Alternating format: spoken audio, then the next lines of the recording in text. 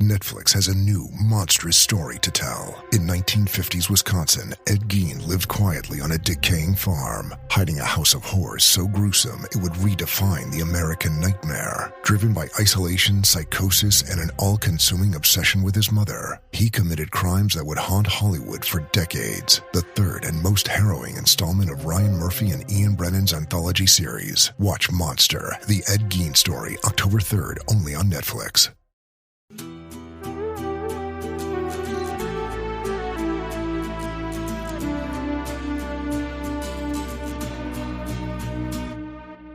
Hi, welcome to Inside the C-Suite. I'm Christy Honeycutt, your host. And Inside the C-Suite, we talk to executives where they get real about leadership, impact, and what drives high-stake decisions.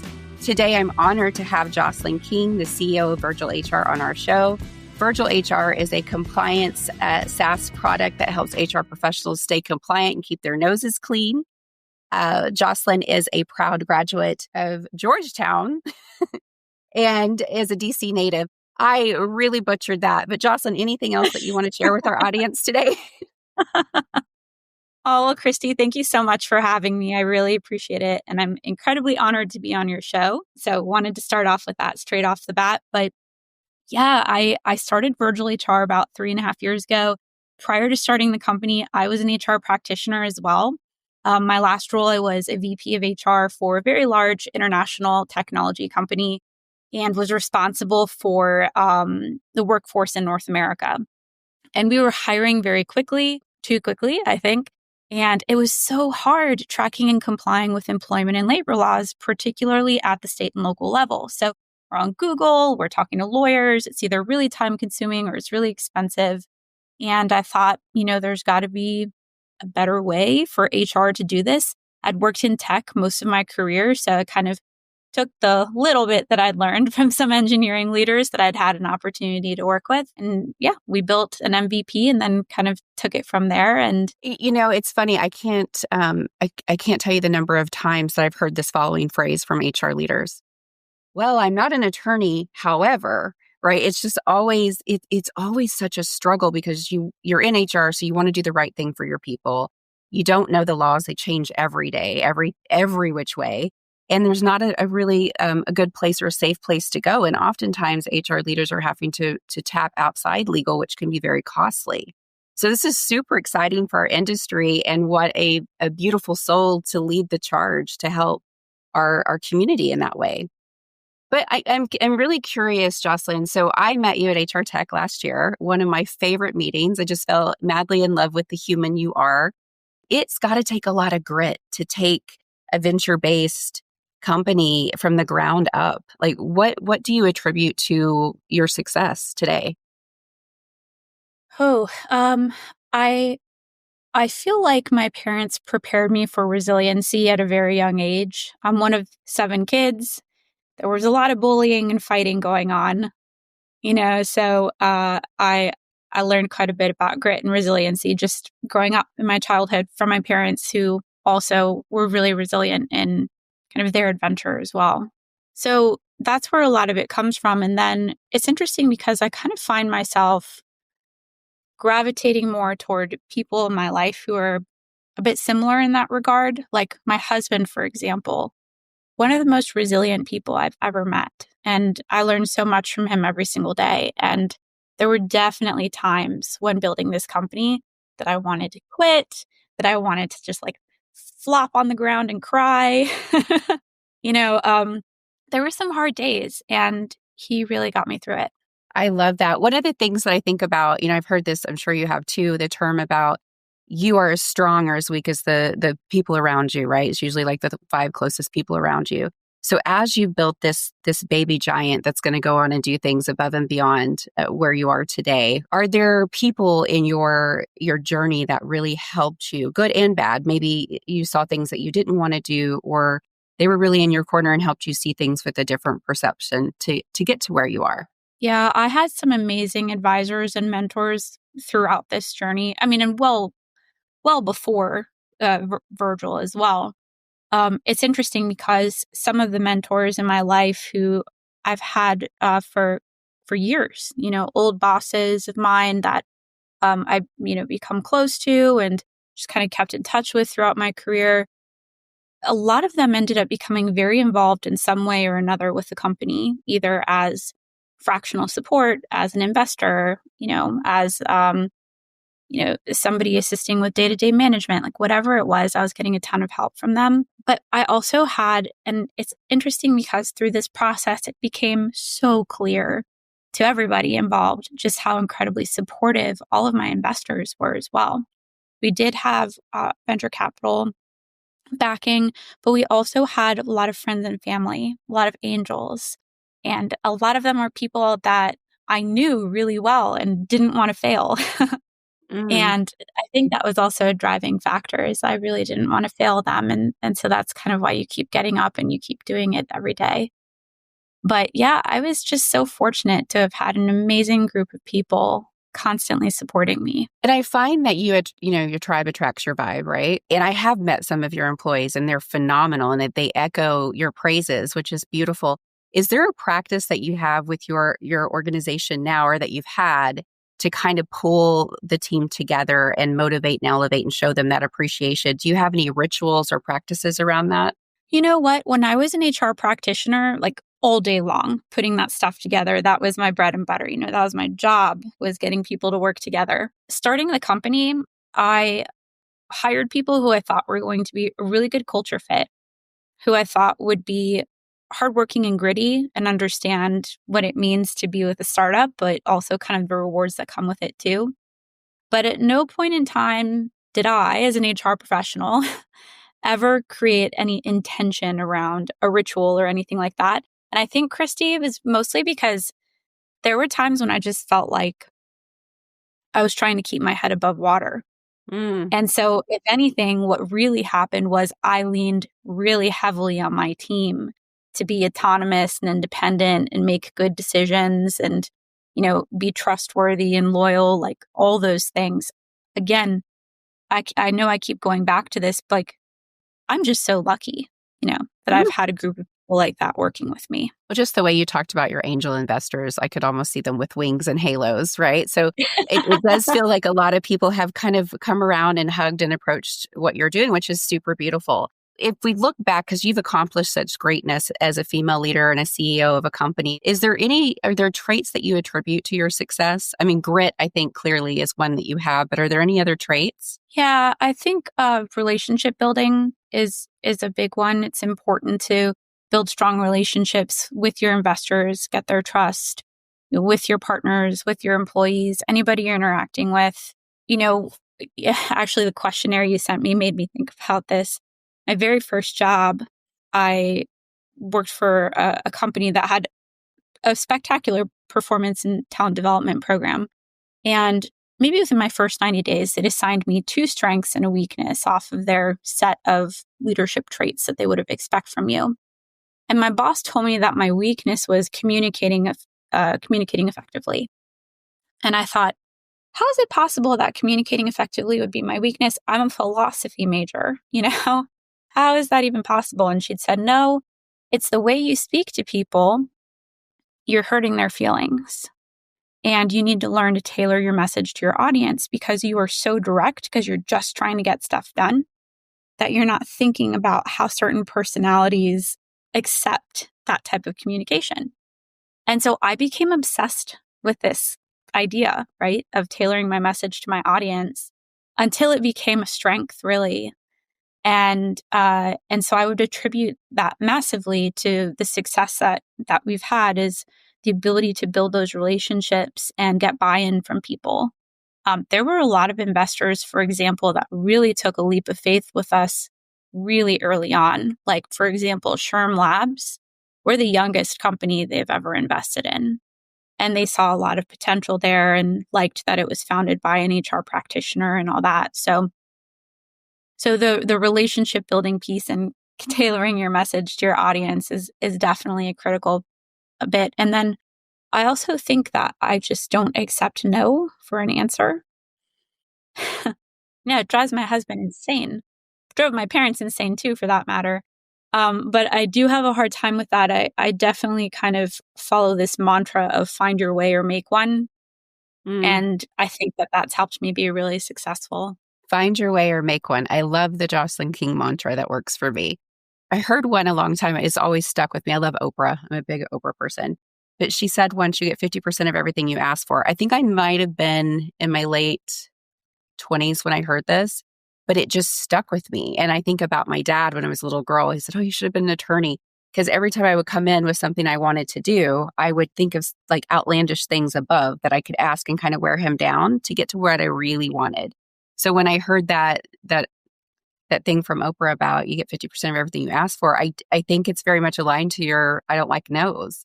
I mean, to me, it's like a gamble. Like, let's see what we can make happen. And that's proof in what you've done and what you've accomplished. If you were to talk to your younger self, Jocelyn, I'm just curious, there's a 14-year-old girl a freshman in high school, and she aspires to be, what would you tell your younger self? I worked really, really hard in high school. I would probably tell myself, keep it up. It all works out, No. In all seriousness, I think if I was talking to myself at 14 years old, I would tell myself not to be too hard on myself for failures that come up, because you learn from all of your failures, or you learn if you choose to, right? Learn from all of your failures. And so I think that failing can be a really good thing. And I was always terrified of failing. Oh, that's so wise. Fail fast. That's what I like to fail fast, and I love to see what I learn. I used to tell my team all the time, I don't care what the challenge is or what you're looking to uncover. If you come to me with a problem, I want to at least know what your approach to the solution is, because it was a safe space, right, for them to grow and test out, hey, I messed up. This is what I think we should do differently.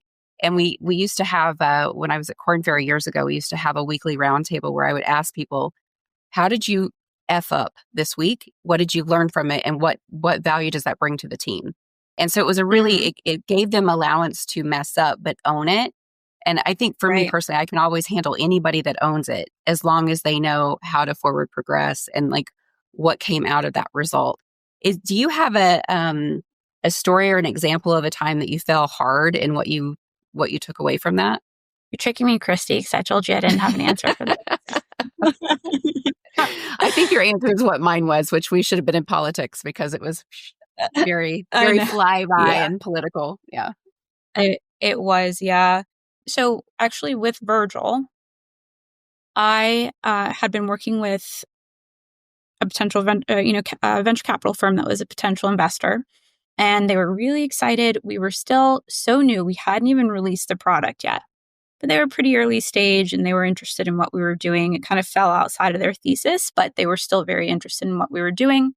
And they were going to invest, I think, like $1 million or something like that. And then literally the day before they were going to send the term sheet over, they backed out. And I was obviously very upset because I wasn't planning for that to happen. And, $1 million, especially for such a small company, that's a lot of money to lose. And I really felt like I'd failed. What had I done wrong? What was it that we weren't doing? Or what was it that we were doing that they didn't like, And you can't help but take that rejection a little personally. Later, they did end up investing, not as much, but close to it, actually. But I worked with them for months on it. And so what I really had to be open to was sometimes feedback that I didn't want to hear, to really improve and just really appreciate the experiences that they have, because they all kind of came from an operator background too. So it wasn't that I wasn't open to it. I think it was more like afterward, I was really looking for that extra feedback at that point, because I wanted to figure out how we could still make a deal with them, basically. So I saw that as a failing moment, but then, of course, it ended up turning into something great. Well, it goes back to your not taking no for an answer. Like, you found a way. It might not have been the original way, but it feels like it's how it was meant to work out for you. It's, like that's definitely a core belief of mine, is that everything happens for a reason. Yeah. I subscribe to that belief, and I will one up you on. I'm really big into this karmic. I haven't come up for a name for it, but it's my karmic activity. I try to do something positive to somebody random at least once a week, right? Because you get a give and you feel good about it. But I just find that it always comes back tenfold. You do something good out of the kindness of your heart, it always comes back tenfold. Is there one when clients come to you, and I would have been a client had you been doing this about 5 years ago, hands down, because it was a problem we had at our organization. I had the lawyers on speed dial. It was very costly. It was not something fun. And we often said, I'm not an attorney. However, is there common things that you see in clients that come to you? Oh, yeah. Well, I mean, number one, they're multi-state, right? The multi-state issue, especially post-COVID now with a more dispersed workforce, has become really, really challenging, not just for the bigger companies, but the smaller ones too. You know, you might have been a small company with 20 employees in 2 states. Now, after COVID, you have 20 employees in 10 states. How are you as a business owner or as an HR professional? And usually they're going to have kind of less experienced HR professionals starting earlier on in their career at a company with 20 people. How in the world are they supposed to, as you said, be a lawyer? Because that's what HR is expected to be, which is just absurd. And it's one of the things that really frustrates me is that, you know, the business goes to HR and expects them to be a lawyer. They're not a lawyer, but they're treated as one. But then if there's a consequence associated to it, it's like, well, you said blah, blah, blah. Well, yeah, but I'm not a lawyer. You know, it's a ton of pressure to put on HR. And so we were seeing that now with smaller companies as well, not just the larger ones. So that's a big thing. What generally tends to come up most often when people are using our tool is multi-state policies. That seems to be a pretty big trend.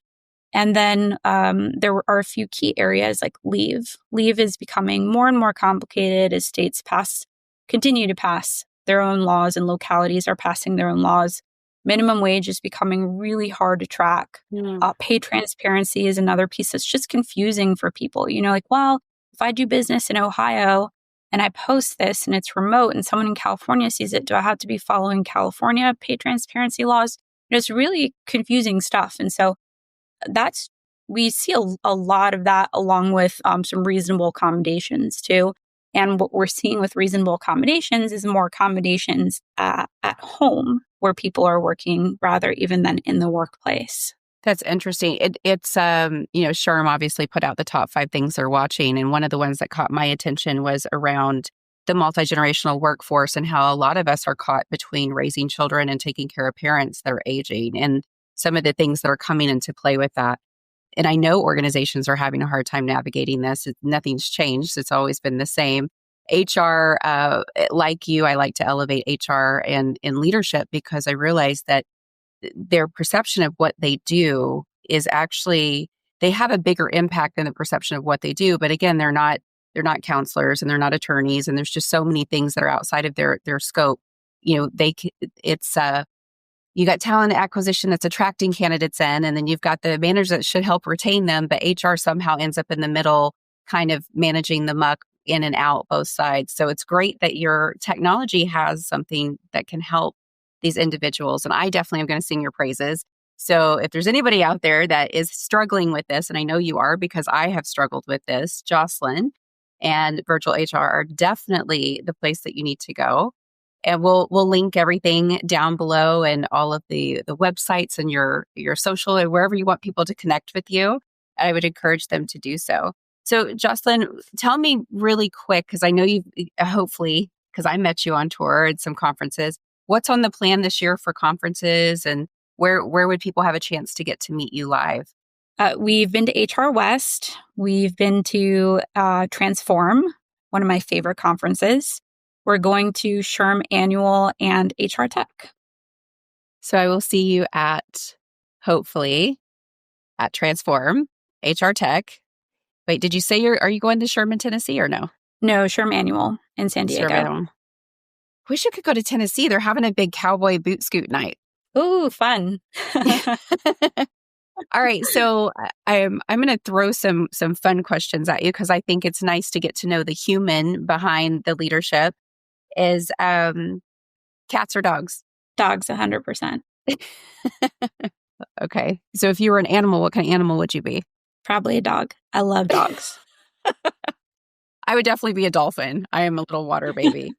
Um, so with execs and the pressure and everything that you go through, what is your outlet? So a little birdie told me you like music. I know that's one of your outlets, but what other outlet do you partake in to help keep Jocelyn level-headed and stress-free? So meditation is a big one. I use the Calm app, which I really enjoy. I'm not as committed as you are, though, Christy, but I'd love to be one day. And reading. Reading definitely kind of helps keep me centered. And then this sounds just maybe a little lame, but going on walks with my dogs, because they're like my all-time favorites. Have I mentioned I like dogs? I'm gonna get you a hat that says "Tell your dog I said hi." Okay. Oh, that's so cute. No, I'm a big dog person too, for sure. Meditation is, I'm a little bit overboard on the meditation. I do a morning ritual with incense and the whole thing to set my intention for the day and seal it nice and tight. Anything else that you do to take care of yourself as a leader? I will be completely honest. This experience hasn't given me a ton of time to do that. Take a breath and get some balance. Yeah, exactly. That'd be exactly. important. Well, I thank you for your time and for the excellent example of a human that you provide to, our environment and our community. And just as a female leader, like, you're a bad boss mama. Like, I'm so excited to know you and to see what you've accomplished and to see what's coming next and all of the things. As we close this, is there anything that you want to share or anything that I might have missed that you'd like to talk about? No, I don't think so. I'm really, Christy, I'm so honored that you invited me to your show, and hopefully I can be a returning guest one day. Oh, I'm sure we're going to have you on regularly at some point when you open your second, third, and fourth company that you're going to. No. Don't curse. What is it? What is the term? Don't put that evil on me, Ricky Bobby. Please. Oh my gosh. What is something that you believe that you do that's different than anybody else out in our industry? What is the special thing, the special sauce that you do that nobody else does? We're the only compliance tech company that's founded by an HR professional who understands firsthand the challenges and pain points that HR goes through and understands the type of technology HR practitioners want to use, how it should be designed, the utility of it. That makes us, I think, very different. And the second thing is we've consistently been ahead of the curve on technology. We're the first ones that came out with a chatbot, for example, by years, by the way. So continuing to have that innovative approach as we grow will, I think, be something that our customers really enjoy and get a lot out of. That's awesome. That's really good. And then last but not least, what is a myth about the C-suite that everybody that hasn't made it there yet should know? Oh, okay. So here's what everybody needs to know. It is lonely at the top. Yeah. It is lonely at the top. And you want to make sure that you have as many amazing people around you supporting you as possible, because it's lonely up here, but there's no way to do it on your own. And that's what your company does, right? Your help. If you think about the HR people that are sitting in seat, oftentimes I was on another podcast talking about coaching and mentorship and the importance of it. But oftentimes people that sit at the head of TA or the head of HR, they don't have anybody above them that does what they do or knows about their statement of work or how crucial and how important it is. So that's why I think voices like yours and companies like yours matters, because it helps those people at the top in their organization thrive and gain more buy-in and wow and delight their executive teams. So that couldn't be a truer statement. And hopefully the people reporting to the people at the top have some empathy and, for those leaders that have taken on the helm, because it's very stressful. I can see it in everybody, and just honored to know you and see your strength and hopefully be one of your champions behind you, because I believe in you and I believe in what you're doing. So thank you again Christy. for Oh my gosh, girl. Namaste. The light in me sees the light in you, sister. No, seriously, thank you on behalf of our community. Again, if this was out there when I was leading, you would have been at my hip 100%.